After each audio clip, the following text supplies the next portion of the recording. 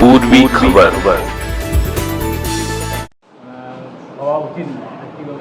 প্রথমেই বলছি, আমি কল্পনাও করতে পারি না যে একজন সাধারণ শিক্ষক বা সহশিক্ষক একজন প্রধান শিক্ষককে এইভাবে আইন নিজের হাতে তুলে নিয়ে অ্যাসাল্ট করতে পারে।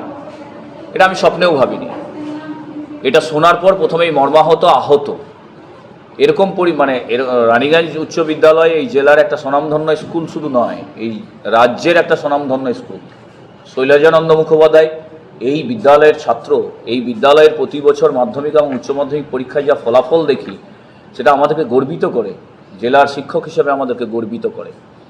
এবং এই ধরনের ঘটনা আমরা যারা শিক্ষকতা পেশায় আছি, সংগঠন পরে আমরা প্রথমে শিক্ষক, যে শিক্ষক সমাজ গড়ে, ছাত্রছাত্রী যাদেরকে দেখে শেখে। তো আমি এই রকম একজন সহশিক্ষক, একজন প্রধান শিক্ষকের লাইফ টাইম তার হাত ভেঙে দেওয়া, তার সারা শরীরের নার্ভ চিনচিন করা, এই ধরনের ঘটনা যদি ঘটে থাকে, আমি ভাবছি সেই ছাত্রছাত্রীরা কী শিখবে, কী বার্তা যাবে সমাজের কাছে। এটার জন্য আহত, মর্মাহত, দুঃখিত, রাগান্বিত, সবই বলতে পারেন। পদক্ষেপ দেখুন, সংগঠন হিসাবে আমরা যেটা করতে পারি, পুলিশ প্রশাসনের কাছে কমপ্লেন হয়েছে, প্রশাসনের কাজ করবে স্বচ্ছভাবে। প্রশাসন যদি কাজ করার পরিবেশ পান, প্রশাসন আমাদের মমতা বন্দ্যোপাধ্যায়ের আদর্শ, মমতা বন্দ্যোপাধ্যায়ের সরকার, সেখানে সাধারণ প্রশাসন এবং পুলিশ প্রশাসন স্বচ্ছভাবে কাজ করার যথেষ্ট স্পেস আছে। আমরা সেই বিশ্বাস রাখি মমতা বন্দ্যোপাধ্যায়ের সৈনিক হিসাবে, যে স্বচ্ছভাবে প্রশাসন কাজ করবেন, দেখবেন কে দোষী কে নির্দোষ, বিচার বিবেচনার মাধ্যমে আইনের পথে চলবে। এই মুহূর্তে কি করবেন? আমরা দুটো দলেরই সদস্য যারা রয়েছেন, একদিকে 4 জন আর একদিকে অন্য সকল বেশ কয়েকজন, তো তারা দুজনই তো আপনাদের সংগঠনের সদস্য। তো সেক্ষেত্রে আপনারা কি সিদ্ধান্ত? আমি জানি না কে সংগঠনের সদস্য, কে সংগঠনের সদস্য নয়, that is not the matter. আমি আপনাকে বললাম, তৃণমূলের সক্রিয় সংগঠনের সদস্য যদি স্কুলের প্রান্তে কোনো প্রধান শিক্ষককে ফিজিক্যালি অ্যাসাল্ট করে ছাত্রছাত্রীদের সামনে, আমি সেই দিনে সেই তৃণমূল শিক্ষক সংগঠনের সদস্যকে বহিষ্কার করব।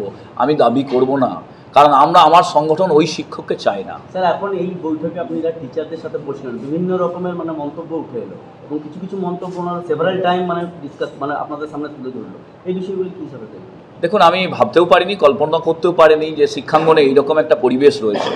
শিক্ষক শিক্ষিকাদের মধ্যে যদি সুন্দর পরিবেশ, সৌহার্দ্যমূলক পরিবেশ যদি না থাকে, তাহলে শিক্ষাদানের সঠিক পরিবেশ সেটা নয়। ছাত্রছাত্রীদের কাছে সঠিকভাবে শিক্ষাদান, পাঠদানের উপযুক্ত পরিবেশ কিন্তু এটা নয়। তো উপযুক্ত পরিবেশ ফেরানোর লক্ষ্যে এই সংগঠন কাজ করবে সর্বদা। এই সংগঠনের কাজই হচ্ছে, গান্ধীজি যেমন সত্যাগ্রহ আন্দোলনের মাধ্যমে ভারতবাসীর মধ্যে স্বাধীনতার স্প্রিয়া এবং তাদেরকে ভালো মানুষ হওয়ার কথা বলেছেন, এই সংগঠনের উদ্দেশ্য কিন্তু ভালো শিক্ষক হওয়ার কথা বলে সর্বত। শিক্ষা যে একটা ব্রত, সেই শিক্ষা ব্রতী হওয়ার কথা বলে। কোনো শিক্ষক যদি শিক্ষাঙ্গনে পাঠদান থেকে বিরত থাকতে চায়, সে ক্লাসে যদি না যেতে চায়, সে যদি তার ছাত্রছাত্রীদের মূল্যায়ন না করতে চায়, সেই শিক্ষককে আমরা শিক্ষক মনে করি না। সেই শিক্ষক, তার শিক্ষক সত্তা তার লুপ্ত হয়ে গেছে। তো সেই শিক্ষক আমাদের কাজ হলো যে শিক্ষাব্রতী তৈরি করা, শিক্ষকদের প্রাথমিক কাজ পাঠদান করা, ছাত্রছাত্রীদের মূল্যায়ন করা, ভালো শিক্ষক হওয়া, এটা প্রাথমিক কাজ। দেখুন, আমাদের সংগঠনের স্বার্থ কী? সংগঠনের স্বার্থ তৃণমূল শিক্ষক সংগঠন, তার ছায়াতলে আমরা আছি।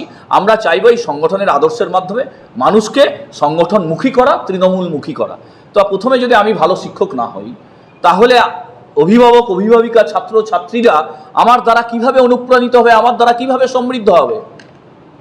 তা আমি তৃণমূলের নাম ধরে, তৃণমূল সংগঠনের নাম ধরে যদি খারাপ কাজ করে থাকি, একটা শিক্ষককে যদি ফিজিক্যালি অ্যাসাল্ট করে থাকি, আইন নিজের হাতে নিয়ে থাকি, সমাজে কি বার্তা যাবে? এটা সংগঠন সমৃদ্ধ হবে না, সংগঠন ক্ষতিগ্রস্ত হবে, দল ক্ষতিগ্রস্ত হবে। এটার বিপক্ষে আমরা। মহিলা শিক্ষক রয়েছে, তারা তো আতঙ্কে রয়েছে, এই আতঙ্কের পরিবেশ আমরা বলেছি যে স্টাফ কাউন্সিল আছে, আপনাদের একাডেমিক কাউন্সিল আছে, ম্যানেজিং কমিটিতে আছে।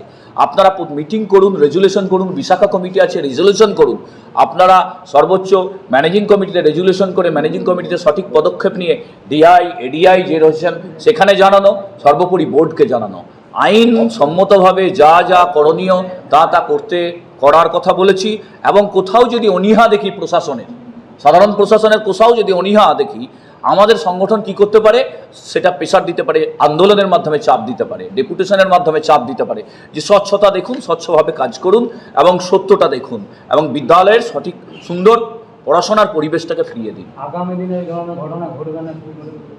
দেখুন কোনো কিছু গ্যারেন্টি দেওয়া যায় না কি ঘটবে কি ঘটবে না। স্যার একটা জিনিস আমাদেরকে বলুন, প্রপার স্টেপ কি নিতে চলেছেন এই বিষয়টা নিয়ে? প্রপার স্টেপ আমরা বিদ্যালয়ের ম্যানেজিং কমিটি এবং বিদ্যালয়ের একাডেমিক কাউন্সিল এবং বিদ্যালয়ের যে স্টাফ কাউন্সিল আছে, স্টাফ কাউন্সিলের বা স্টাফ রুমের পরিবেশ ফিরিয়ে আনার জন্য স্টাফ কাউন্সিলের রেজুলেশন নিতে হবে এবং সেই রেজুলেশন ম্যানেজিং কমিটিতে জানাতে হবে। একাডেমিকের এই যে খাতা দেখছে না, বিদ্যালয়ে মানে ক্লাস অ্যালটমেন্ট করা হচ্ছে, ক্লাসে যাচ্ছে না, তার জন্য একাডেমিক কাউন্সিল রেজুলেশন দেবে।